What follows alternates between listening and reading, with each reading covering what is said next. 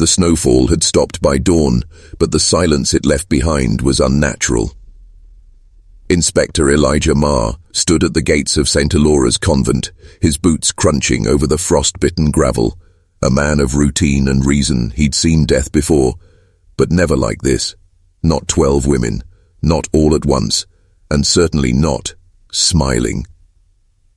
The convent loomed like a stone relic swallowed by the Ohio woods, its Gothic spires twisting into a sky the color of bruises. Built in 1801, St. Alora's was known for its isolation and its devotion. No one in town ever visited. No one was ever invited. And yet, they were now all dead. 12 nuns, each found in their bed. No signs of struggle, no wounds, no illness, just perfect health, and identical expressions frozen on their faces, a faint, serene smile. The coroner's report was blank under cause of death. Elijah adjusted his collar and stepped through the rusted gate, met immediately by a chill that wasn't from the cold, the kind of cold that lived in the bones of a place where walls remembered. He paused at the chapel doors, dark oak stained by time and secrets. The heavy iron ring echoed as he pulled it open. The foyer was silent, too silent. No echo, no creak, just void. Inside, the convent looked more like a cathedral carved from sorrow. Stained glass windows filtered weak winter light across stone floors. Rows of candles stood unlit, their wicks untouched.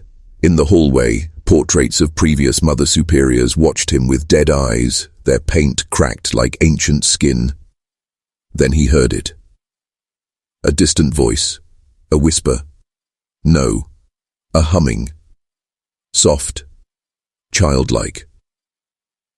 He followed it past the empty dormitories where each nun had been found tucked in neatly, hands on their chests like sleeping brides. Their rooms were untouched, prayer books still open, rosaries still hanging from pale fingers. The sound led him to the old infirmary. It was empty, except for one chair. Rocking, slowly, back and forth. No wind, no draft. And on the wall behind it, etched into the plaster by fingernails, were the words, "We fed her well, now she sleeps." Elijah stepped back, heart pounding, every instinct screaming to leave. But it was too late. This wasn't just a crime scene. This was a sanctified prison. And something beneath St. Alora's had just begun to wake. The rocking chair stopped. Not gradually, abruptly, as if someone had placed a hand upon it. Inspector Elijah Marr froze. A cold draft, unnatural and localized, snaked up his spine.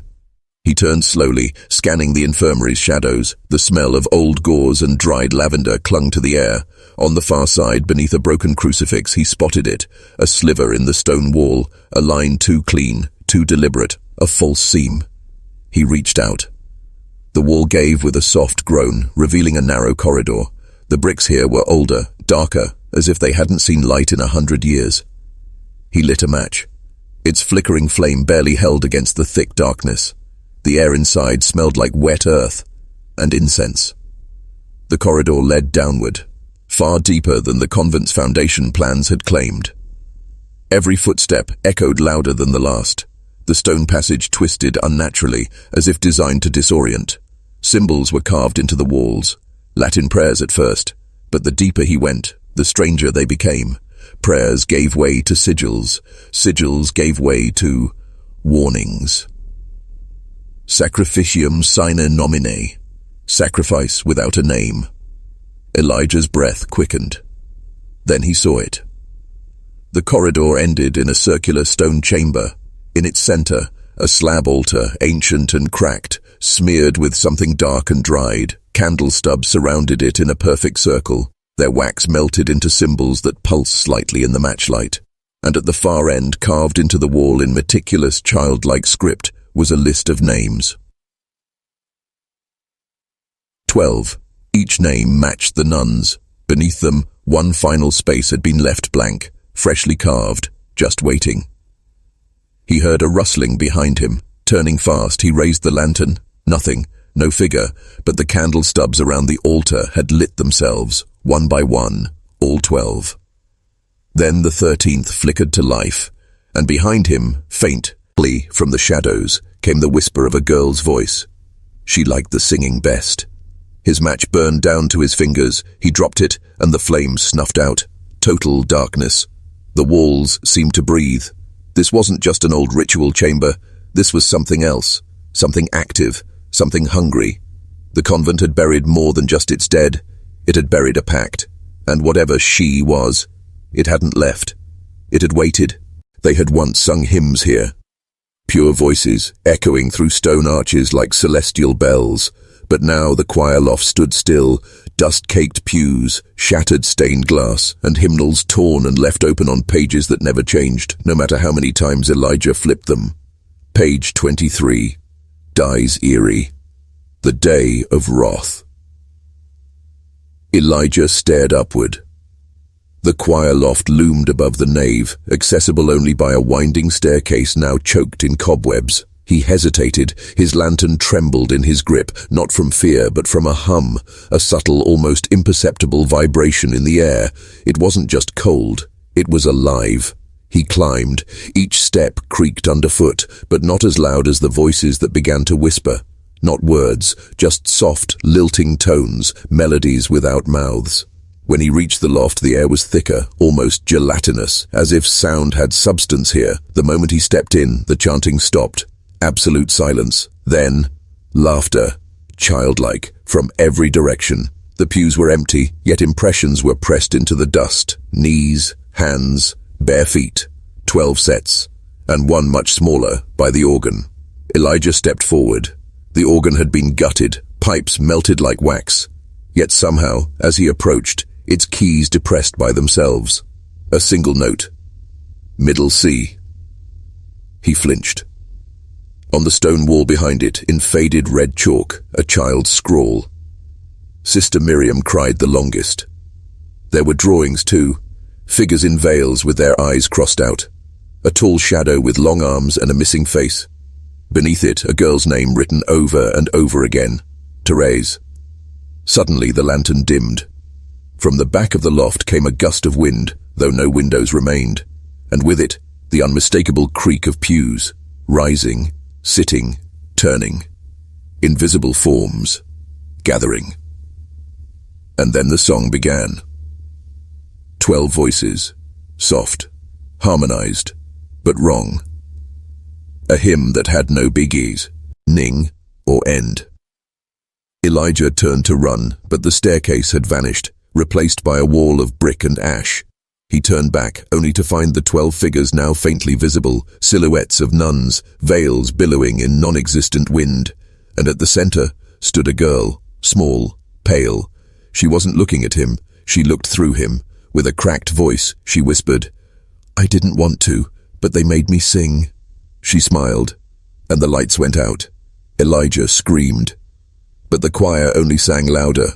3 days passed before Elijah emerged from the convent again.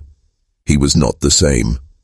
His eyes had changed, sunken, sleepless, and darting like something watched him even beneath the Ohio sky. He would speak to no one, not even the sheriff who had ridden out with him and found him wandering near the edge of the Black Ash Woods, mumbling, "She's still singing." She never stopped. Back in town, Reverend Silas combed through what Elijah had left behind, his journal, his sketches, and a folded parchment map. One marking something beneath the convent chapel, a trapdoor no one had spoken of, no one remembered building. 2 nights later, the Reverend returned with lanterns, shovels, and a local gravedigger named Mason. They entered the chapel with heavy boots and heavier prayers. The altar sat crooked now, like something below had shifted.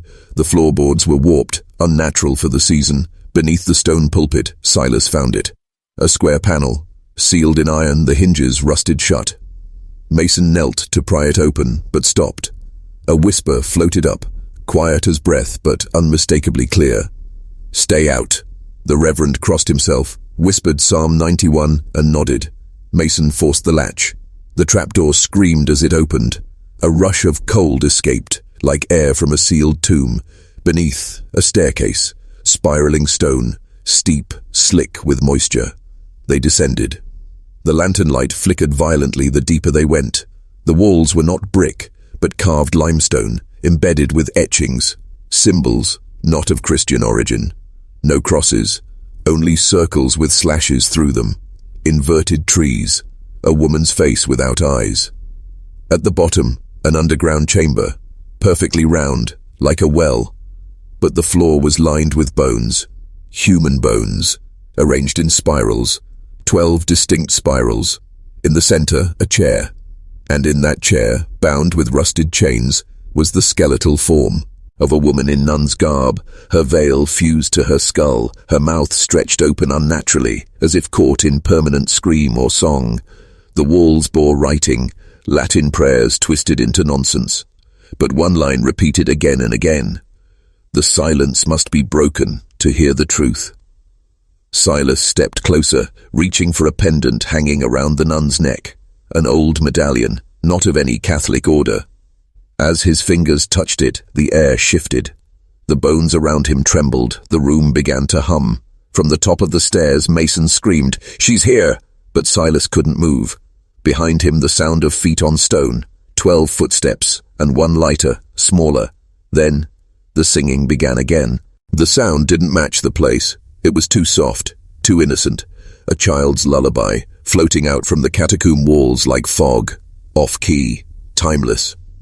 Reverend Silas froze at the center of the chamber. The melody was coming from everywhere and nowhere all at once. Every bone in his body screamed to run, but his limbs had turned to stone.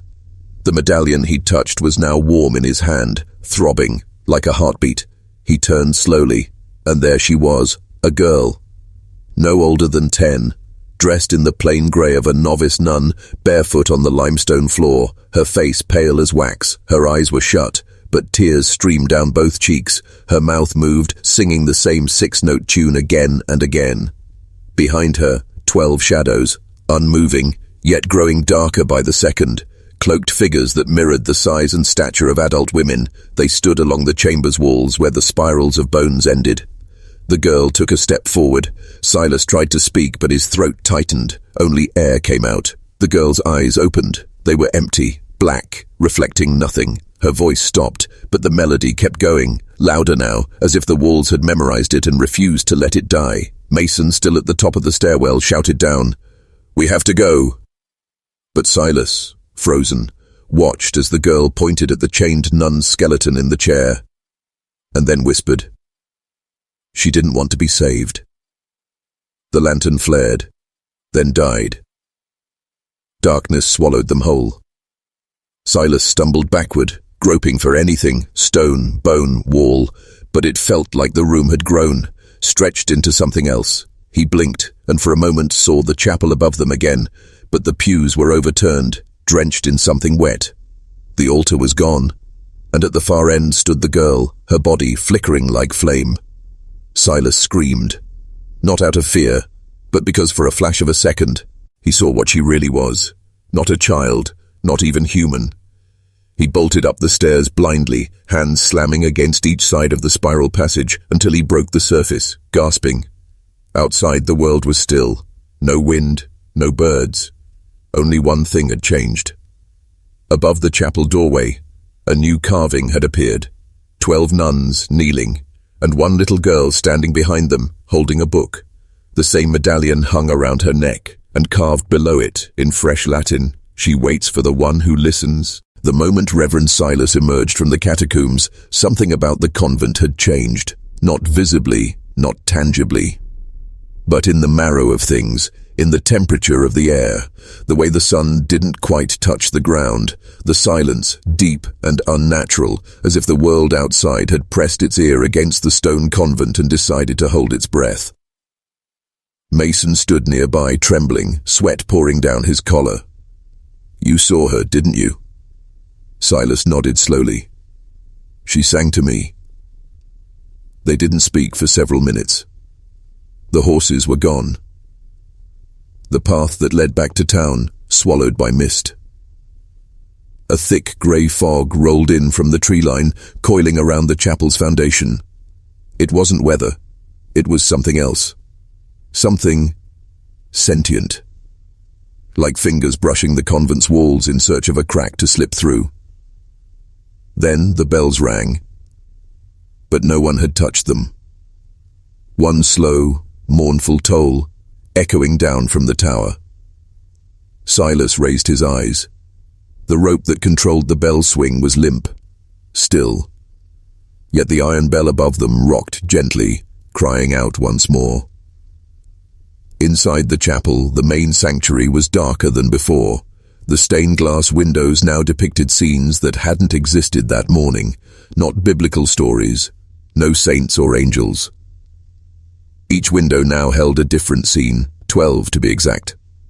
One showed a nun kneeling before a man with no face, her hands bleeding from thorny vines wrapped around her wrists. Another showed a woman vomiting black feathers while children watched.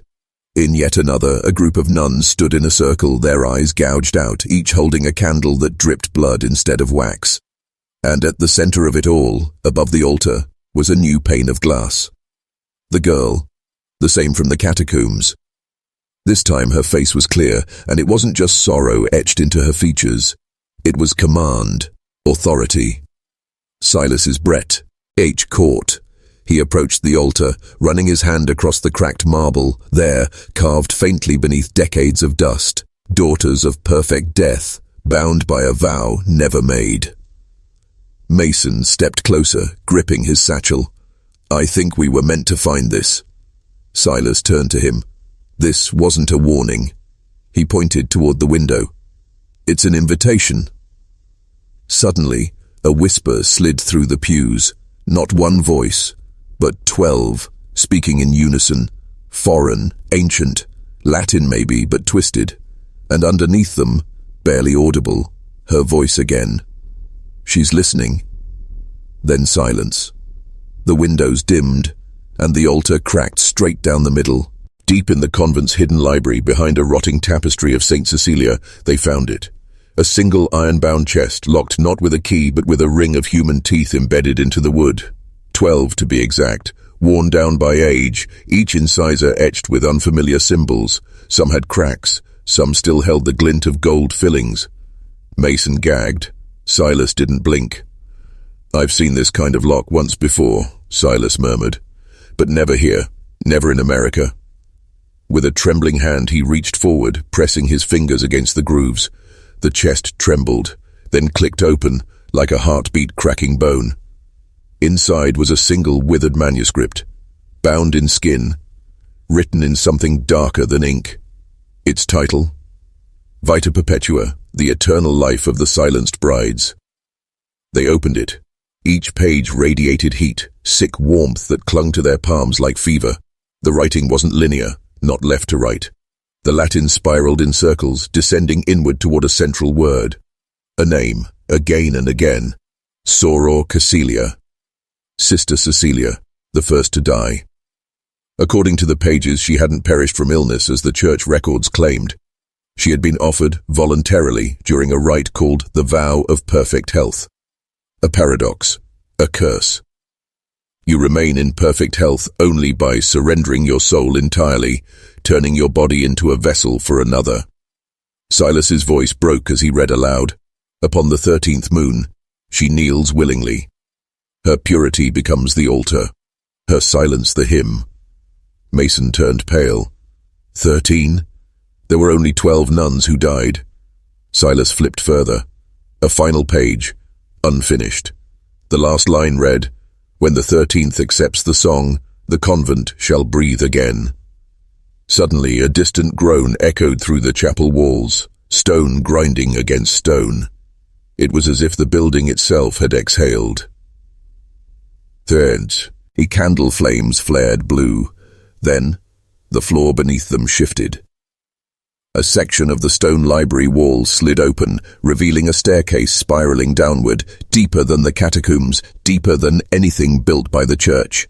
And at the bottom, a single iron door sealed with wax, 12 seals, all broken, except one. The 13th, untouched, waiting. Mason stepped back. "We shouldn't be here, Reverend." But Silas's hand was already on the handle, his voice hollow. "She's still singing. Don't you hear it?" And in that moment, Mason did. A soft girl's lullaby echoing from behind the door. Sweet, soothing, deadly. He wanted to run, but his legs wouldn't move. Because the song was beautiful, too beautiful, and beauty like that was never meant for the living. The melody leaking from behind the sealed door was unlike any hymn Mason had ever heard. It was too perfect, not divine, inhumanly precise, like it had no breath behind it, no lungs, no imperfection, just harmony, artificial harmony. Silas stood frozen, hand still resting on the wax-sealed iron handle. The air around it pulsed, humming with a frequency just above perception. The final seal, a blood-red sigil shaped like an inverted chalice, glowed faintly, almost pleading not to be disturbed. "I don't think that's singing," Mason whispered, trying not to let the fear in his throat show. "It's mimicking." Silas didn't answer. Instead, he pressed his palm to the final seal. The wax hissed, melted under his skin like hot oil, and the sigil cracked with a sound that echoed like a scream muffled beneath centuries of stone. Then, click. The door opened, not outward but inward, folding like a blooming steel flower, and the song stopped, immediately, as if it knew they had arrived. Torchlight revealed a narrow chamber, circular, lined with hundreds of rosaries nailed into the walls like trophies, each one blackened, melted, twisted. At the center of the room stood a simple wooden cradle, covered in a veil. "Dear God," Mason breathed. Because the cradle was rocking. No wind, no strings, just slowly, gently swaying, as though cradled by invisible arms. Silas moved closer, his eyes empty, as if guided. Mason tried to call out, but his voice was gone. The moment Silas touched the veil, a cold gust burst through the room like a winter storm, extinguishing every light. For a second, all was black. And then, a whisper, not in his ears, in his mind. "You've heard our song. Now you belong." A blinding flash lit the room for only an instant, but it was enough. Enough to see what lay in the cradle. A skull, small, perfect, with 12 teeth. Each tooth engraved with the same mark, the inverted chalice. Suddenly the rosaries began to rattle. One by one they tore from the walls and flung themselves toward the cradle, creating a circle of hovering crosses. The door slammed shut behind them. No escape. The ground beneath the cradle split open, revealing a stairway spiraling even deeper, carved not from stone, but from human bone. The melody returned, now louder, layered with dozens of voices, all female, but this time the song had words, in Latin, and Mason understood them. Sanguine pactum, corpus novum, anima servata. Blood pact, new body, saved soul. Mason turned to Silas, but the Reverend was already walking down the stairs, as if he belonged to them. The air beneath the chapel was wrong. It wasn't just musty or stale, it was sweet, sickly sweet, like rotting lilies soaked in perfume. The stairwell of bone creaked with every step, not from pressure, but from some inner resistance, as if the bones themselves didn't want to be walked on. Mason's breath was shallow, not from exhaustion, but fear. Silas led the way, silent and sure-footed, as if he'd walked these catacombs 100 times before. His clerical collar was now stained, first with wax, then with something darker, red, wet, fresh. The further they descended, the colder it became. Yet Mason began to sweat, not from heat, but from the pressure. It felt like the weight of 12 souls was pressing down on his chest. Finally, the stairs ended. They emerged into a domed crypt lit by hundreds of candles that seemed to float in mid-air. There were no sconces, no holders, just fire. And beneath that flickering light stood 12 stone sarcophagi, each identical, each unmarked, each surrounded by dried lavender and a single white veil. But it wasn't the coffins that made Mason freeze. It was what lay at the center of the room. A large altar made entirely of stitched-together nun habits, black and white cloth, knotted and soaked in what could only be dried blood. On top of it, a chalice, filled to the brim with a thick black liquid that bubbled slowly like it was alive. And behind the altar, a statue. Not of Christ, not of Mary, but of a faceless nun, arms open, mouth stretched unnaturally wide. No eyes, no nose, just that gaping maw, and hands covered in Latin inscriptions. The skin on the stone arms was carved with names, all 12 of them. Mason read them, and his heart nearly stopped. They weren't just random names, they were real. Nuns who had lived here, some recently, some centuries ago, all declared dead from natural causes. And everyone had. Supposedly died in perfect health. Silas approached the altar and lifted the chalice. He didn't drink. He whispered into it. And the moment he did, the room began to change. The sarcophagi began to shake. Cracks formed in the stone. Mason backed away, his torch flickering violently. From inside the coffins came not moans, but humming. The same melody. Only now it was slower, darker, as if something was waking up.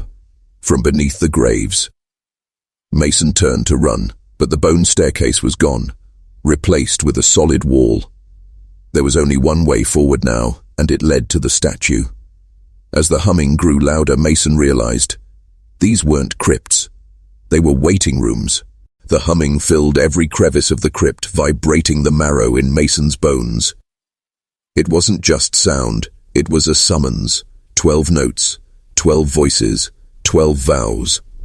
Each pulse from the stone coffins seemed to press deeper into Mason's chest like invisible hands trying to carve open his ribs.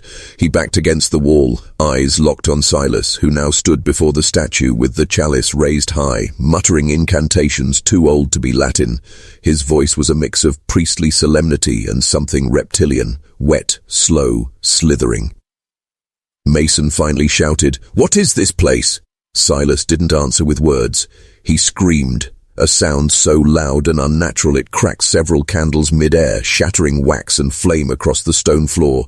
The chalice dropped, spilling its black contents onto the altar, which hissed like it was flesh being branded. The statue responded, not by moving but by changing. The veil on its head slowly turned real, draping in liquid motion. The carved arms, once rigid, began to bleed from the inscribed names, as if the stone itself was remembering every cut. And then, the tombs opened. Not with a creak, but with a sigh.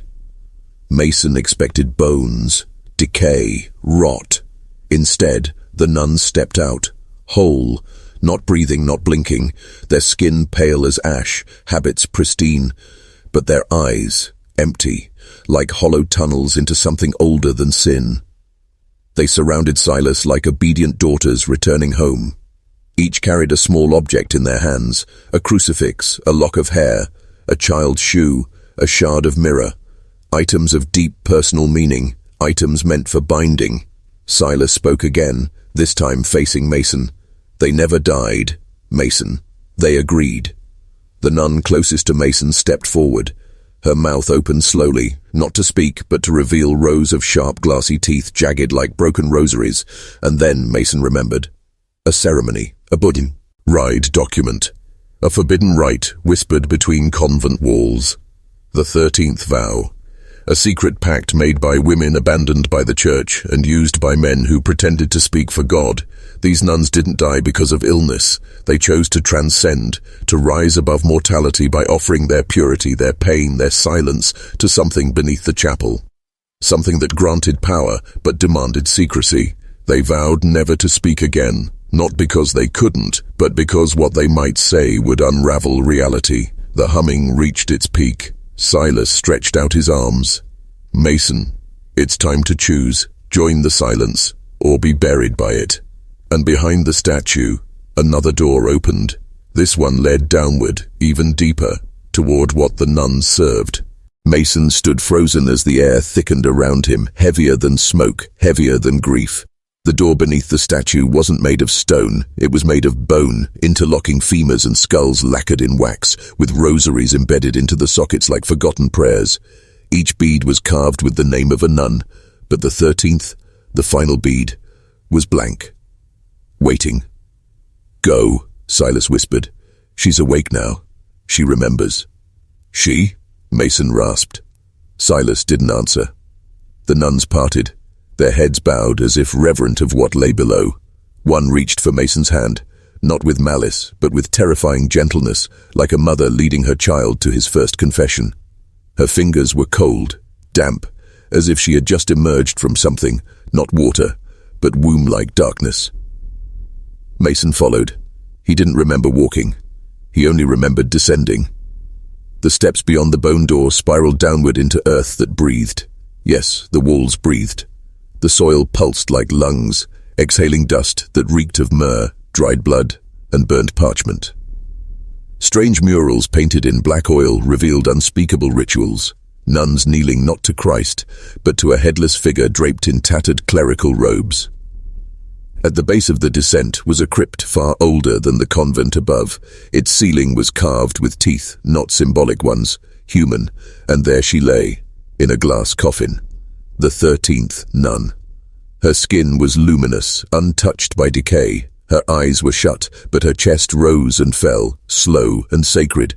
In her hands, she clutched a key forged of ash and bone. Her habit was darker than night, stitched with Latin prayers inverted and reversed, like blasphemy turned into scripture. Mason stepped closer, then her eyes snapped open. No whites, only abyss. A voice echoed, not aloud, but inside Mason's skull. You are the witness. You were born to remember what others erased. He turned, horrified. Silas was gone. The other nuns stood silent, heads bowed. The 13th nun sat up, levitating slightly above the coffin, as if gravity no longer dared touch her. Then she spoke, not in words, but in memories. Flashes of the original 13 women, beaten, silenced, sacrificed, used as vessels to seal something beneath the earth. An old god. Not of wrath, but of silence. The god the church feared. The god whose only demand was never to be named. And now, she wanted out. Through Mason, through his voice. Speak, she commanded. But Mason's mouth would not open. Mason tried to scream, but his voice had vanished, swallowed whole by a presence far older than the convent, older than sin. His lips moved, but the sound that came out was not his. It was hers. A low, bone-dragging chant in a language that tasted like iron and rot. The words vibrated in the marrow of the stone crypt, pulsing through the teeth in the ceiling, shaking the rosaries in the walls above. Somewhere in the convent, bells rang, not for mass, but as a warning. The 13th nun hovered inches above the glass, her eyes still locked on Mason. But now, her lips were moving in sync with his. She was using him. His body convulsed, mouth stretching wider than it should, jaw creaking, cracking, until blood ran from his nose, his ears, and finally his eyes. Stop this, he tried to say, but what came out was a guttural blessing, a liturgy meant not for salvation but for release. She was being unsealed. The nuns around him swayed, their mouths moving silently in rhythm. Each wore a slight smile, peaceful, resigned, as if this was what they'd waited for. Not rescue, not justice. Sacrifice. Suddenly, a blinding flash, like a camera burst from the 2000s, erupted behind Mason. Sarah. She'd followed him. The fool had come after him. "What the hell is this place?" she screamed, phone still recording. The nuns looked up in unison, so did the 13th. Her gaze met Sarah's, and the air cracked. One of the nuns burst into flame, without sound, without struggle. Another collapsed into dust, collapsing like a paper doll under rain. The others began to chant faster, louder, beckoning the end. Mason lunged for Sarah, grabbing her hand. "Run!" But it wasn't the convent anymore. Not above them. The stairs had vanished. Behind them, only darkness spiraled. A living throat, a spiral esophagus of roots and whispers. They turned and ran through the crypt, down a hall that hadn't been there before. Symbols flashed on the walls, alchemical sigils smeared in blood, diagrams of the human soul being folded. Mason recognized the symbols. He had seen them before. In the drawings his mother had once hidden. In the diary of his father, who had gone mad after serving in Rome. Everything clicked. This wasn't a haunting. It was a handover. Generational. A birthright passed not by choice, but by design. And now he was the vessel. The voice of the forgotten God. And Sarah. Sarah was the final witness. If she survived. Behind them, the 13th nun followed. Not walking, drifting. Faster than sound, faster than prayer. And somewhere above them, the world was about to change. The corridor narrowed. The further Mason and Sarah ran, the tighter the walls became, as if the convent itself wanted to swallow them. Their shoes scraped against uneven stone, some of it charred, some of it stained with something darker than blood. Then they saw it. A staircase made of bones, human femurs, rib cages, spines coiled into steps, all of it laced together with rusted rosary chains and black salt. Sarah hesitated, gasping. This isn't architecture. It's ritual. Mason didn't reply. His eyes were fixed on the carvings etched into the marrow of the bone steps, each one showing a nun kneeling, praying, dying, over and over. 12 of them. But the 13th was always different, smiling, standing behind the others, holding something in her hand. A key. No, a tongue. Behind them, the air split open like wet fabric. The 13th nun emerged, moving through the stone as if it were mist. Her eyes were now full orbs of obsidian. They didn't reflect light, they devoured it. Sarah turned back, screaming, but the scream bent, warping in the air like a vinyl melting on fire. Mason grabbed her arm and pulled her up the bone stairs. Each step they climbed felt heavier than the last, like the bones were remembering, like every nun that had died here was judging them.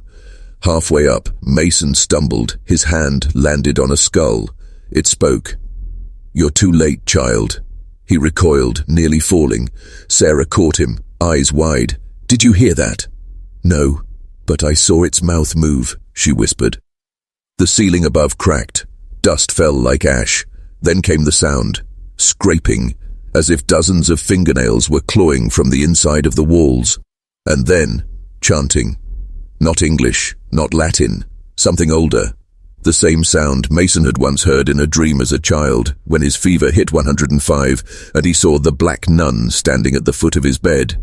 He had been chosen long again. Oh.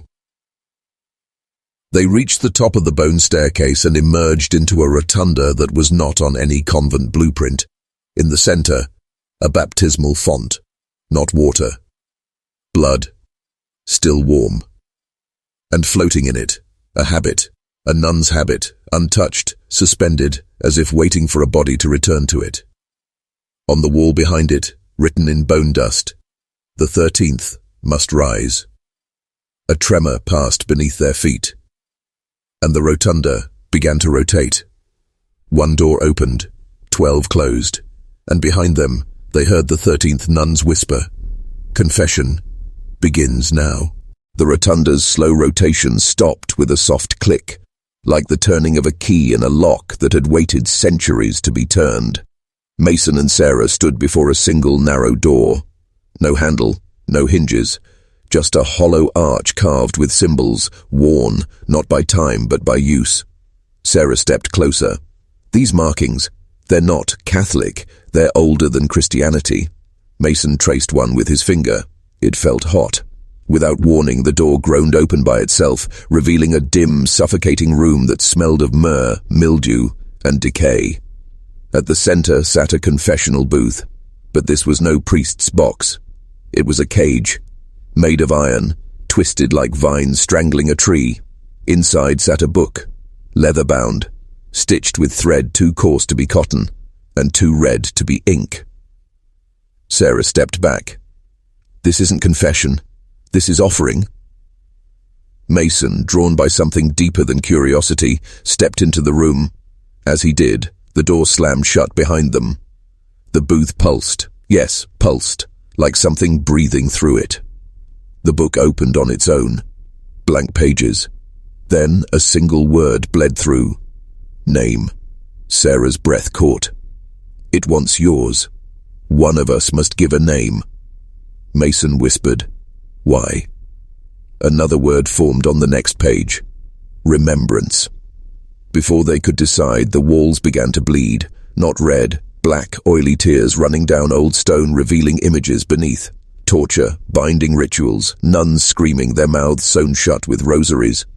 Then a voice filled the chamber, feminine, timeless.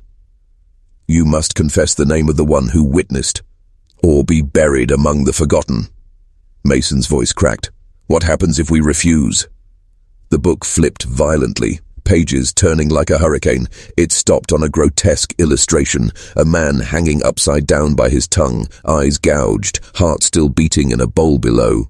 Sarah whispered, "We don't have a choice." Mason clenched his jaw, then said, "Timothy Caldwell." The moment the name escaped his lips, the booth shook. The book absorbed the name, sinking into the page like blood into fabric. Then silence. The iron cage peeled open, but Mason had collapsed.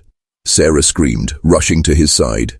He was cold, faint pulse, eyes rolled back, and in his mouth, a black rosary, still smoking. On the wall behind them, the bleeding formed words, "Confessor sealed, witness unlocked." And from beneath the stone floor came a heartbeat, slow, rhythmic, terrifying. Something beneath the convent had awoken, and it remembered its last visitor. Sarah dragged Mason's limp body away from the confessional, her hands shaking, knees bloody from the jagged floor. His eyes twitched under closed lids, trapped in something he couldn't wake from. She turned toward the door, now open. The hallway beyond had changed. Gone was the rotunda, gone were the symbols. In their place stood a spiral staircase, descending into what looked like pure void, each step lined with candle holders, all lit, none casting shadows. At the base of the stairs, a breeze rose, but it carried no scent, no warmth, only the sound of soft whispering in dozens of voices, female, pleading, broken. She had no plan, no weapon, only her journal and the silver cross around her neck. And yet something inside her, ancestral, primal, pulled her downward. She carried Mason over her shoulder, descending step by trembling step. The whispers grew clearer. They weren't speaking prayers, they were reciting names, names long erased, names never recorded. 12 of them, always 12. When she reached the bottom, she entered a cathedral-sized chamber beneath the earth, the ceiling arched with impossible height, held up by rib-like columns that resembled the bones of giants. At the center of the room stood 12 stone cots. Each held the body of a nun, eyes wide open, smiling, not rotting, but not alive either. A red veil covered each body, embroidered with the same phrase in Latin, non vidi, non dixi, non senti. I did not see, I did not speak, I did not feel. Sarah stepped forward, and the whispering stopped. Then, one by one, the nuns sat up. No sudden movement, just awakening, like they'd been waiting. One pointed at her, another whispered, "The witness has come." Sarah trembled. "I'm not your enemy. I came to uncover the truth." A third nun opened her mouth. No tongue, just dust. Then came a final voice, deep, feminine, not from the nuns, from everywhere and nowhere. The last to name must be the last to see. Suddenly Mason jolted awake, screaming. He clutched his chest, breath ragged. "What happened?" he gasped. Sarah stared at the 12 figures. "I think they've been waiting for me all along." The veils on the cots began to float. Air turned ice cold. On the wall behind the cots, ancient frescoes shifted, depicting a young woman holding a lantern. She looked exactly like Sarah. Beneath it, a chiseled inscription, "She who speaks when others are silent shall bear the memory of the dead." Then the chamber doors slammed shut. From the ceiling, ashes began to fall, and Sarah Caldwell realized she wasn't here to uncover history. She was history. Ash rained like snow, soft, relentless, choking. Mason clung to Sarah's arm as the 12 nuns rose to their feet, their robes dragging across the stone floor like funeral veils.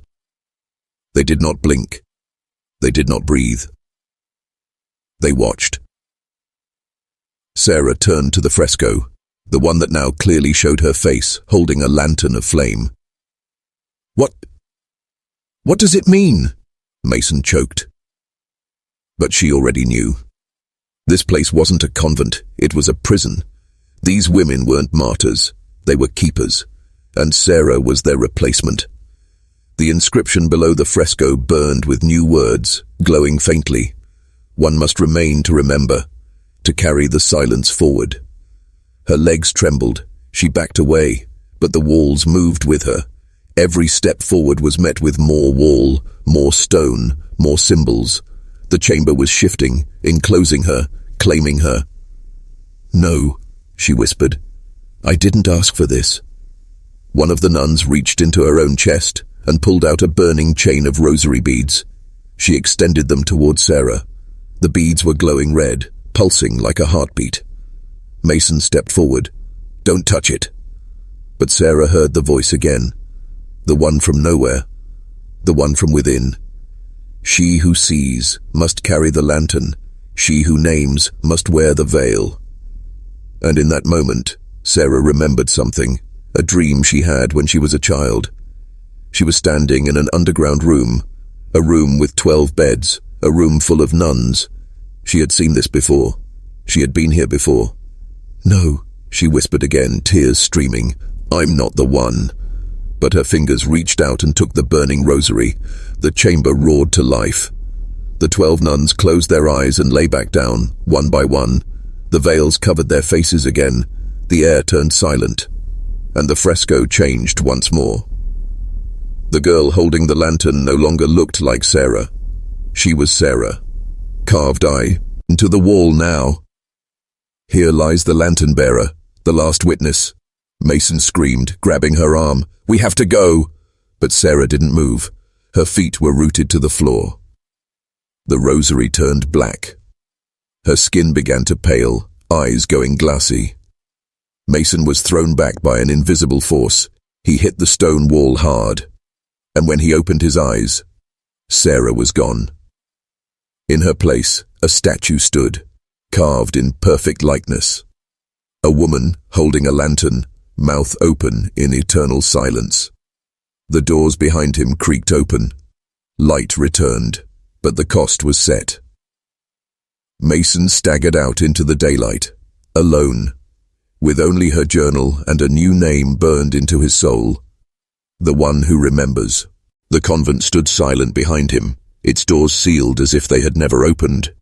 Mason stumbled down the slope toward the tree line, his fingers clutching the leather-bound journal Sarah had carried since childhood. The sky was beginning to shift, no longer bleeding red, but turning a heavy grey, as if mourning something sacred. His legs buckled. He dropped to his knees in the dirt and opened the journal. But the pages weren't the same. No longer blank sketches and half-written notes. Now the journal was full, written cover to cover, in Sarah's exact handwriting. Page 1. I entered the convent at dusk. The lantern called to me. I understand now why the sisters waited. Mason's heart pounded.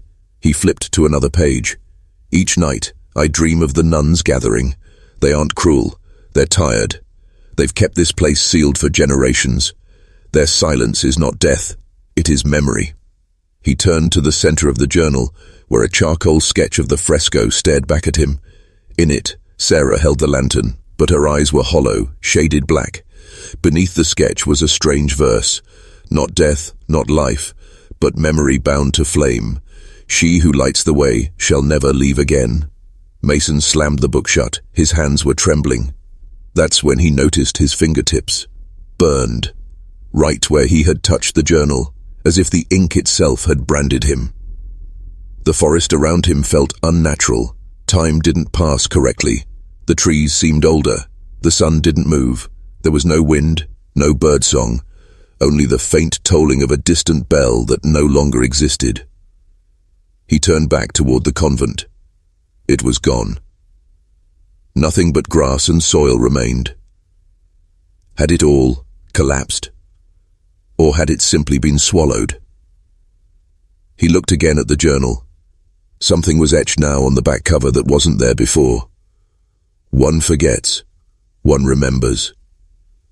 And beneath it, in tiny print, if you found this, you were meant to. He couldn't breathe, couldn't think. Was he the lantern bearer now? Was this why he had survived? Sarah had disappeared into silence, but she had chosen it. He had been left to remember, to carry the tale, to warn the next. That's when the wind returned, cold and full of voices. Not screams. Whispers. 12 whispers. Mason closed the journal, and for the first time in his life, he truly understood what fear meant. It wasn't the dark. It was the knowing. By the time Mason reached the nearby village of Willow's Bend, the journal had grown heavier, not metaphorically, physically. It now felt like it was carved from stone, though its cover remained leather, its pages delicate parchment. He clutched it under his arm as the villagers stared. Not one person greeted him. Not one soul looked him in the eye. He entered the tavern where his father used to drink. The innkeeper, an old woman named Gertrude, froze when she saw the journal. Her hands trembled as she stepped back. "You shouldn't have brought that here," she whispered. Mason asked her what she meant. What was this place? What had the convent been? Gertrude pulled a worn cloth from beneath the counter and laid it flat. Stitched in its center was an embroidered crest, the same sigil that adorned the convent's iron gate, a lamb pierced by 3 nails. "It's not just a church," she said, lowering her voice. "It was a prison, not for women, for what they guarded." She explained that every 100 years, the lantern would call someone. A girl, pure-hearted but restless, drawn by dreams, by the silence. And when she entered the convent, she didn't just see its secrets, she became part of them. The lantern wasn't a guide, it was a seal, a curse handed down through generations of women, each chosen to carry the burden of remembrance, each fated to disappear so the evil they contained wouldn't. "And now," Gertrude said, eyes on Mason, "it chose you." Mason recoiled. "I'm not like them. I'm not a nun. I'm not even—" "It doesn't care," she interrupted. "The lantern binds itself to the soul, not the flesh." She reached out and touched his chest, her face twisted in sorrow. "You've already begun changing." Mason laughed bitterly until he caught his reflection in the bar mirror. His pupils had narrowed, like candle flames in a storm. He looked down at his fingers again. They were darker now. The burn marks were spreading, veins blackening, curling like ink in water. Gertrude turned away. "Leave," she said. "Go where no one knows you. Bury the journal. Burn it if you can. And pray. Pray you don't dream." Mason left without another word. As he crossed the village border, he could already feel the dreams circling like wolves. Sarah had carried it before him. Now it was his turn, but he wasn't sure he'd make it through the night, and in the distance, faint and rising like smoke, the convent's bell rang again. A bell that no longer existed. He camped near a dry creek bed, miles from any village. No lanterns, no fires, just the journal, the stars, and the cold silence of the Ohio wilderness.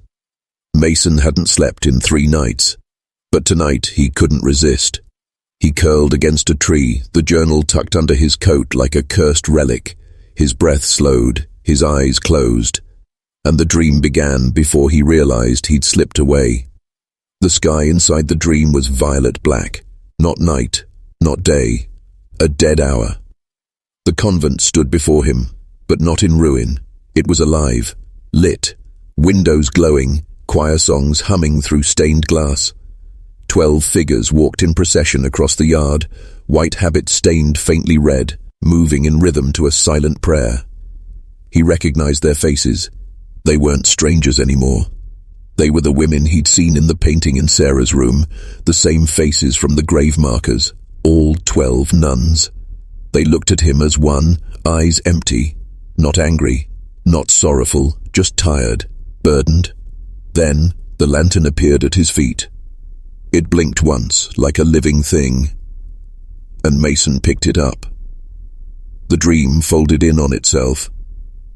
He awoke, gasping, clutching his chest. The journal lay beside him, flipped open, pages fluttering despite the stillness of the night. And then it bled. Thick, dark crimson seeped from its center seam, pouring like a wound, soaking into the soil. Panicked, Mason hurled it across the creek bed, but it didn't stop. The ground hissed as the blood spread. Then came the whispers. Voices beneath the earth. Women's voices, chanting. They weren't speaking English. Latin, maybe, or something far older.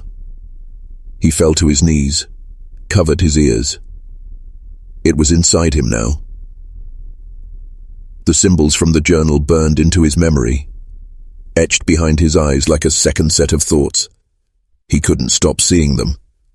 The blood pooled around the base of the tree, and from soil, something moved. A skeletal hand reached up, white and smooth like carved ivory, then another.